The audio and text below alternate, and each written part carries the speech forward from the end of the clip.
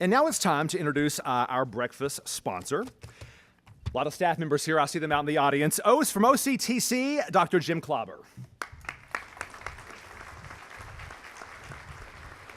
Thank you, Chad. I tell you one thing, hearing that rooster crow and hearing that little unfamiliar jingle to me before, I wasn't very familiar with it. I was really kind of thinking about the game this weekend and was going to love to crow a little bit with Dr. Capilouto, my good friend.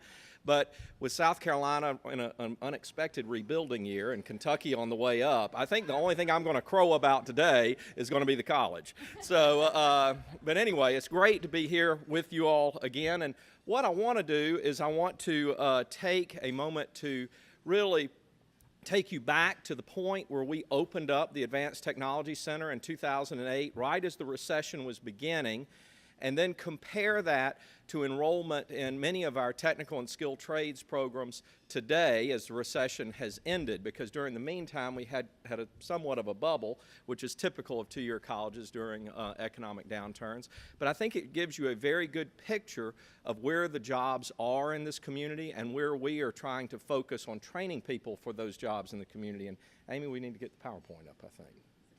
It's not. Oh, there it is. Okay. All right. It's looking a little different than what I thought I was going to have. All right. There we go. All right. That's better. Okay. They give me 5 minutes to give you a 10-minute presentation, so I'm going to race through this as best I can. All right. Let's take a look at some of our advanced manufacturing programs. This year, I want you to look at many of where we've really started to work on quality and output and recruiting for those programs.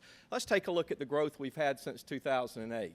Very significant. And the reason you have significant growth in these programs is because there are jobs ready and available on the back end as soon as someone graduates. And so we've had dramatic growth in these areas. Now, take a look at healthcare careers. The mixture is a little different, quite frankly. This nurse pending, ADN, those are the people who are coming in, they're taking their prerequisites to try and get in the nursing program. And then the other programs speak for themselves. But take a look at that. We've actually seen some decline in our healthcare programs. The first thing is that during nurse pending, right at the beginning of the recession, people were starting to get laid off, and the first thing they want to say, well, I want to go into a profession that there aren't any layoffs. I think I'll go become a nurse. And during the recession, that number ballooned. I mean, it went out to about 650 people trying to get into the nursing program. Well, those people have largely now, they've gotten jobs, and they've said, well, guess I don't need to be a nurse now. I've gotten a job. And so they've left. And that's why one reason we see a decline in the people wanting to get into the nursing program. It's really economically tied. Now, for the nursing program itself, that's been a little bit induced. You know, about 15 years ago, there was great talk of a nursing shortage that was going to come on America like a tidal wave. That did not materialize. But some bureaucrats in Washington decided that they would manufacture a crisis, and so what they did was they said, hospitals, you're going to have to fill your ranks with bachelor-prepared nurses. And so the hospitals are acting accordingly, and they're hiring much more bachelor-prepared nurses than they are associate degree-prepared nurses. And I will tell you, I think in the long term, 15, 20 years out, that program very well may be in a steady, slow decline as we go forward. We meet the need of Owensboro Health now because, you know, they are in that transition mode. But down the road, I'm not so sure what the future of associate degree nursing is. And I think that's really sad because, you know, the license itself is predicated on a 2-year degree. If you look at the other programs, though, they're pretty constant. They are constant where they were 10 years ago. They're constant where they're going to be 20 years from now. The fact is that we're meeting the needs of the community in those particular areas. Now, let's move over to skilled trades. This is where it gets a little wild. We have had amazing growth in our skilled trades over this period of time, and that's because there are high-paying jobs on the other end of those programs, and all of them have seen great growth, and they continue to. And the reason they hadn't grown anymore is that we are slap out of space, and it is a real problem. And let me add that these statistics do not include the students that we get from the high schools. These are adult students who are coming to us, whether they've graduated from high school or they've transitioning sometime in their life and want a career change. Huge growth in these areas. Now, even in our other technical programs, business, human services, medical information technology, seeing great growth. CIT, because people need skilled labor. You go back and look at the cover story on the USA Today, it talks about the need for those middle growth jobs where a 2-year degree is the necessary exit point for those individuals to go into the workforce. Now, all that leads me up to my big pitch. We're out of space. We are desperately short, and we want to grow those programs. As you know, this was a top-ranked community project last year. It still is top-ranked until I guess we could do another community campaign. But we've got part of our funding has been approved by the General Assembly. We are out raising up to $4.5 million locally. I want to thank publicly the city and county for stepping up and committing to $1 million each. And we are well on our way to getting there. Now, it's like the old preacher used to say, the good news is that we got plenty of money to do everything we need. The bad news is that money still in your pockets? So we're going to continue to do our fundraising there and continue to work on it. And this is the reason why. A few years ago, we made the decision that for our high school students that were coming in 11th and 12th grade, that they needed to have the program-ready skills to go into our programs early, because some of the students we were getting from the high schools were not meeting the quality benchmarks that they needed to be in reading, writing, and mathematics. If it was going to be a failure, I was going to bear the brunt of that. It was my decision. If it was a success, well, success has many fathers. Failure is an orphan.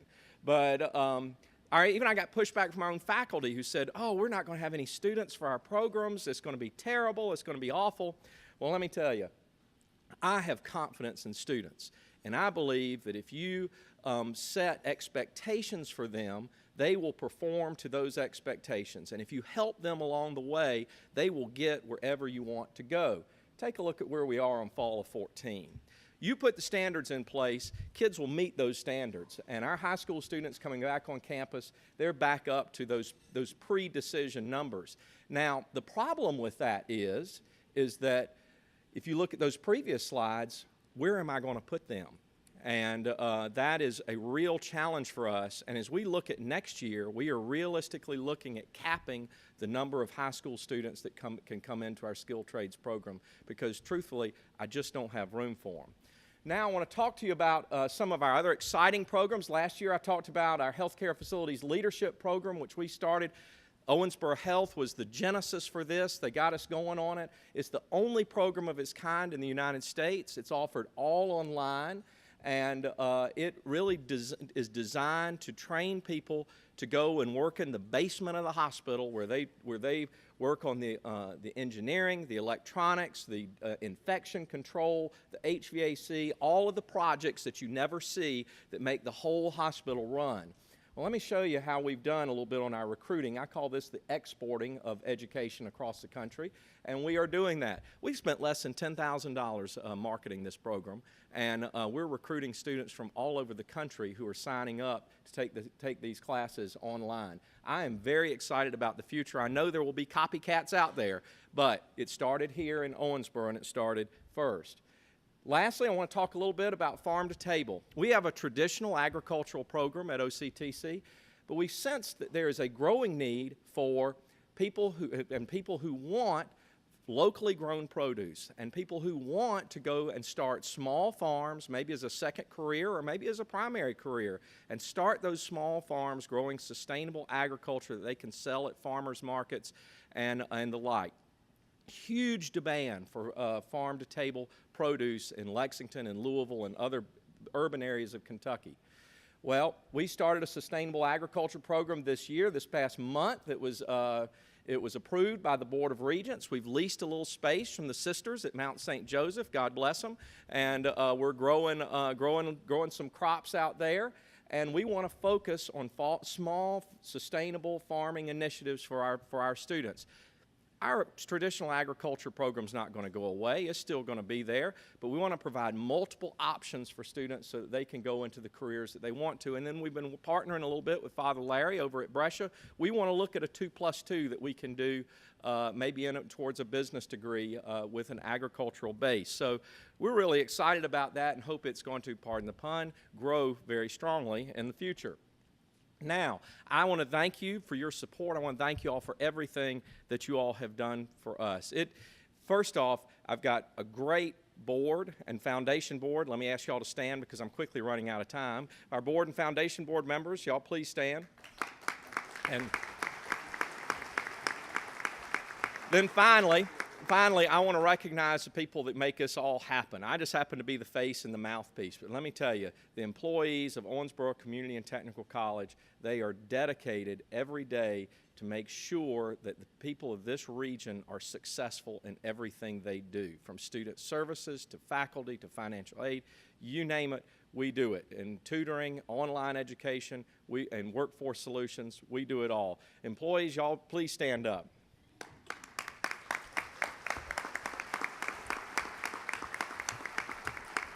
Thank you all for having us, allowing us to be the sponsor. Make sure you take a look at the Cobra on your way out. And also on a personal note, I always want to thank you. I do this every year, but I want to thank you all for allowing us, my family, to be a part of your lives in Davis County. We love being here. It's the greatest place that I can think of to raise your family, your children, and we love being a part of your lives, even though I am a Gamecock. Go Gamecocks. Thanks, Jim.